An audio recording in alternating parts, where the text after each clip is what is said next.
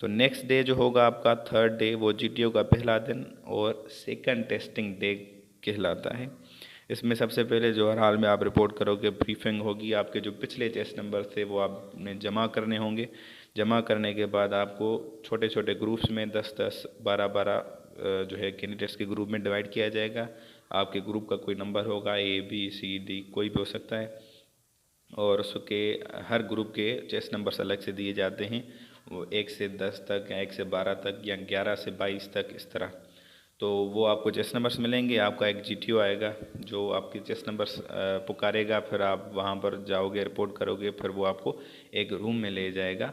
तो आपने वो चेस नंबर्स पहने होंगे, तो उस रूम में आप चेयर्स पड़ी होंगी, आप बैठ जाओगे, फिर वो एक एक करके इंट्रोडक्शन आपसे लेगा। तो इंट्रोडक्शन आप तैयार करें। इंट्रोडक्शन किस तरह आपने इंट्रोडक्शन करवाना है, अपना नाम, फादर नेम आपका, और उसके अलावा किस डिस्ट्रिक्ट से आप, ये 3 चीज़ें इंपॉर्टेंट हैं, ये आपने ज़रूर बतानी है अपने इंट्रोडक्शन में। एक्स्ट्रा अगर आप उसमें अपनी क्वालिफ़िकेशन या अगर कोई आप जॉब करते हैं बताना चाहें तो बता सकते हैं, वरना ये 3 चीज़ें मस्ट हैं आपके इंट्रोडक्शन में। उसके बाद वो जो है इंडोर टास्क से शुरू करेगा। इंडोर टास्क में आपसे ग्रुप डिस्कशन, लेक्चर टॉपिक, वो ग्रुप प्लानिंग टेस्ट ली जाएंगी। ग्रुप डिस्कशन में कोई एक आपको टॉपिक देंगे, कोई सा भी टॉपिक दे सकते हैं आपको। मिसाल के तौर पर किसी भी मुल्क की तरक्की में औरत का किरदार एक टॉपिक है, ठीक है, ग्रुप डिस्कशन का। आजकल तो आईएएस भी पूरी इंग्लिश में हो चुकी है, तो ये इंग्लिश में ही होगा, जाहिर सी बात है, तो आपने इंग्लिश में तैयार करके जाना है। तो उसमें आपने ये लीडरलेस एक टास्क है, 20 मिनट टाइम दिया जाता है। कभी कभार जीटीओ की मर्ज़ी है, वो आगे ले जाए, मतलब और ज़्यादा टाइम दे दे आपको या कम कर दे, उसकी मर्ज़ी है। तो इसमें आप कोशिश करें कि ज़्यादा, मतलब पहले आप पार्टिसिपेट करें, नहीं तो दूसरे तीसरे नंबर पर पार्टिसिपेट करें। एक दफ़ा ज़रूर पार्टिसिपेट करें, ठीक है, एक दफ़ा तो कंपलसरी है, उससे ज़्यादा करना चाहें तो बेहतर होगा। और कोई भी आप इंस्टेंस लें तो उसको आप फॉलो करें। अगर आप देखते हैं कि डिस्कशन में अगर आप गलत पर हैं तो अपनी गलती तस्लीम भी करें। सही हो गया। तो ये आपके ग्रुप डिस्कशन है, तो इसमें लीडरलेस टॉपिक है। लीडर बनने की कोशिश में आप अपना जो है वो पर्सनालिटी मत खो दीजिएगा। अगर बन सकते हैं लीडर तो बने, अगर नहीं तो रहने दीजिए, पार्टिसिपेट तक ही ठीक है।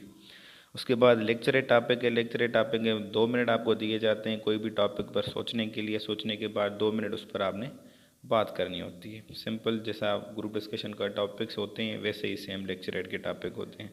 कमेंट्स में हम कोशिश करेंगे कि वो टॉपिक्स तकरीबन 100-150 हैं वो आपको मुहैया कर देंगे, ताकि वो सेम ही होते हैं, रिपीट होते रहते हैं। उसके बाद ग्रुप प्लानिंग, पहले एक टेबल हुआ करती थी, उस पर एक बनी हुई होती थी एक मैप नुमा चीज़, ठीक है। फिर वो जीटीओ ब्रीफ करता था आपको, फिर पूछता था इसका प्लान आपके पास क्या है। आजकल सुना है कि वो प्रोजेक्टर पर, एलसीडी पर वो चीज़ चलती है। उसमें वो मतलब वो सारा जो मैप टेबल पर बना होता था वो अब प्रोजेक्टर पर बना होता है। वो आपको दिखाते हैं कि ये जगह है, इस पर आपके पास इतने आदमी हैं, इतनी आपके पास रिसोर्सेज हैं, ये आपको टास्क दिया जा रहा है, तो इस टास्क के बारे में आप प्लान किस तरह बनाते हो और किस तरह एग्जीक्यूट करते हो, सोचो। सारा ग्रुप मिलकर सोचता है, फिर वो अपना प्लान बताता है। तो इसमें यह है कि ग्रुप के साथ कोऑपरेटिव रहिएगा। जो जो जीटीओ इंस्ट्रक्शंस देता है कि मिसाल इतनी रफ्तार है इस गाड़ी की, तो वो जहन में रहे आपके। और कोशिश करिएगा जो कि ग्रुप मतलब जो ग्रुप का प्लान बताता है, ग्रुप स्पीकर होता है, आप वो स्पीकर हों तो बेहतर होगा। क्योंकि उसमें क्या होगा, इंटरेक्शन ज़्यादा होगा आपका जीटीओ के साथ। और जब आप लोग सारे डिस्कस कर रहे होते हैं प्लान, तो जीटीओ आपको देखता है। तो जीटीओ को आपने इससे स्टेयर नहीं करना, देखना नहीं है, आप अपने काम से काम रखें। तो उसके बाद जब ग्रुप डिस्कशन हो गई आपकी, लेक्चर टॉपिक हो गया और ग्रुप प्लानिंग हो गई, तो आपको जो है वो जीटीओ कहेगा कि ड्रेस चेंज करके आप मुझे ऑब्स्टिकल एरिया में जो है वो मिलें। तो ऑब्स्टिकल एरिया में जब जाएंगे आप, तो वहाँ पर आउटडोर टास्क होंगे। वो ड्रेस कौन सी होती है तो वो भी आपको अपने साथ ले जानी है। शॉर्ट्स हों या फुल ट्राउज़र हो वाइट का, और वाइट शर्ट और जॉगर्स, और उसके ऊपर जो आपको चेस्ट नंबर मिला है वो आपने पहनना है, सिंपल, बस। उसके बाद जो है आपके आउटडोर टास्क स्टार्ट होंगे। आउटडोर टास्क में सबसे पहला टास्क होगा प्रोग्रेसिव ग्रुप टास्क, जो कि 40 मिनट तक चलेगा। ये एक हिस्सा है प्रोग्रेसिव ग्रुप टास्क का, इससे ज़्यादा बड़ा होता है वो। मतलब इसको अगर आप अबूर कर लेते हो तो ऐसा ही एक दूसरा भी होगा ऑब्स्टेकल, वो भी आपने अबूर करना है, फिर इस तरह। तो इसको एक इसकी टास्क की क्या होती है, स्टार्टिंग लाइन एक फिनिशिंग लाइन। जो रेड एरियाज़ हैं वो बताता है जीटीओ के ये आउट ऑफ बाउंड एरियाज़ हैं या इन बाउंड हैं, और जंपिंग अलाउड है, जंपिंग नॉट अलाउड है। तो ये सारे इंस्ट्रक्शंस आप वहाँ पर अच्छी तरह से सुन लीजिएगा और उन पर अमल करिएगा। तो ये भी लीडरलेस टास्क है, तो बहुत सारा ग्रुप के साथ आप कोऑपरेटिव रहिएगा। अगर ग्रुप को समझ नहीं आ रही और आपको समझ आ रही है चीज़ तो ग्रुप को बताएं और कोशिश करें कि लीड करें। अगर ग्रुप में कोई लीड नहीं कर पा रहा तो, और अगर आप में एबिलिटी है लीड करने की तो, अगर नहीं तो ग्रुप को डुबोइएगा मत। तो ये टास्क आपने कंप्लीट करना है ग्रुप के साथ, कोऑपरेटिव रहेगा। कहीं पर गिर जाते हैं तो फिर से वहीं से आपने स्टार्ट करना है, और ग्रुप के साथ हार्श नहीं आपने जो है बिहेव करना, मतलब ग्रुप वालों को गालियाँ ये वगैरह चीज़ें नहीं बकनी। उसके बाद जब ये आपका टास्क हो जाएगा प्रोग्रेसिव ग्रुप टास्क, तो फिर आपको ये ग्रुप को जो है वो 2-2 या 3-3 या 4-4 कैंडिडेट्स में, मेंबर्स में डिवाइड कर दिया जाएगा। फिर उन आधे आधे ग्रुप का टास्क होगा एक छोटा सा, ठीक है, 8-8 मिनट का या 6-6 मिनट का वो टास्क होता है, वो भी लीडरलेस टास्क है, वो आप कंप्लीट कर लोगे। उसके बाद आपका यहाँ पर आउटर टास्क जो है वो ख़त्म हो जाएंगे। फिर आपको इंटरव्यू के लिए कहा जाएगा कि इंटरव्यू के लिए ड्रेस चेंज करके रिपोर्ट करें। फिर इंटरव्यू की ड्रेस जो है वो डिसेंटली आपने कौन सी ड्रेसिंग करनी है, कोई भी वाइट ड्रेस या कोई भी हो ड्रेस वो फुली प्रेस्ड हो। अगर कमी शलवार है तो उसके ऊपर सर्दियों के लिहाज से अगर वेस्ट कोट पहने तो बेहतर है। तो वो चीज़ें आप जहन में रखिएगा। उसके अलावा अगर आप 3 पीस पहनते हो तो और बेहतर है। उससे एक मतलब क्या है कि आपकी पर्सनालिटी में निखार आता है, जैसी आप ड्रेसिंग करते हो वैसे आपकी पर्सनालिटी बनती है। और इंटरव्यूअर ने आपको कभी भी नहीं देखा सिवाय आपके फॉर्म के, तो उसको जिस तरह आप अपना जो है वो आउटलुक देंगे वो उतना आपसे मुतासर होगा, ठीक है। जो आपने गलतियां की साइकोलॉजिकल टेस्ट में वो भी यहाँ पर आप अपनी दुरुस्त करवा सकते हो, ये आपके पास दोबारा अपॉर्चुनिटी आपको दी जाती है।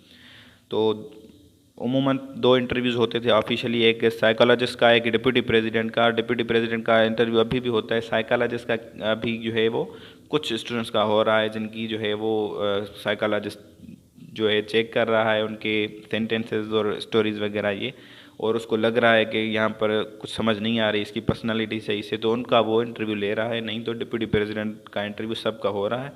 और उसके अलावा आपका दूसरा एक अनऑफिशियल इंटरव्यू होता है जो जीटीओ लेता है। कमांड टास्क जो है आप जब देते हैं उससे पहले वो आपसे जो है वो टास्क लेता है। तो ये आपका जो है 3 इंटरव्यूज़ होते हैं। इंटरव्यूज़ में तकरीबन किस तरह के क्वेश्चंस होते हैं, पर्सनल आपके रिलेटेड होते हैं। आपका नाम के जो है वो मतलब क्या है, आपके वालिद के नाम का मतलब क्या है, इस तरह के क्वेश्चंस।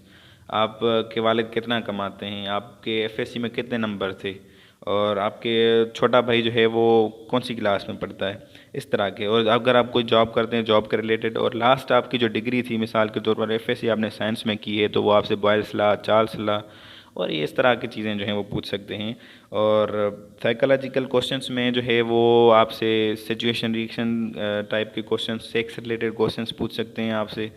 तो जैस मतलब आपने इंटरव्यू में क्या करना है, ओरिजिनल रहना है जैसे आप हैं, और जैसा आपने अपना आउटलुक जो है इंटरव्यू जो बायोडाटा फॉर्म्स आपने पहले फिल किए थे उसमें दिया है वैसा ही सेम आपने यहाँ पर भी अपना जो है वो बताना है अपने आप को कि आप क्या हैं।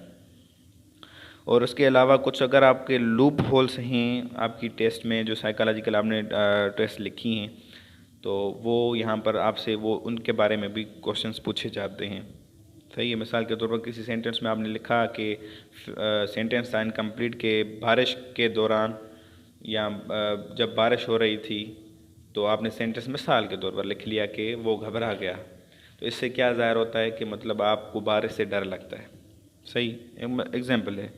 तो वो आपसे इंटरव्यू में पूछेंगे कि आपको जो है किस चीज़ से डर लगता है, मिसाल इस तरह आपसे पूछ सकते हैं। या वो आपसे पूछेंगे क्या आपको बारिश से डर लगता है, तो इस तरह आप वो चीज़ें कन्फर्म करेंगे आपकी। फिर दूसरे क्विक मैथ रिलेटेड क्वेश्चंस होते हैं, वो आपसे पूछते हैं टेबल का एरिया बताओ और इस तरह के परसेंटेज के क्वेश्चंस। तो इन पर हमने डिटेल से वीडियो बनाई है अलग अलग हर एक चीज़ पर, तो वो आप अगर देखना चाहें तो देख सकते हैं, वरना खुद अपने क्वेश्चंस तैयार करें।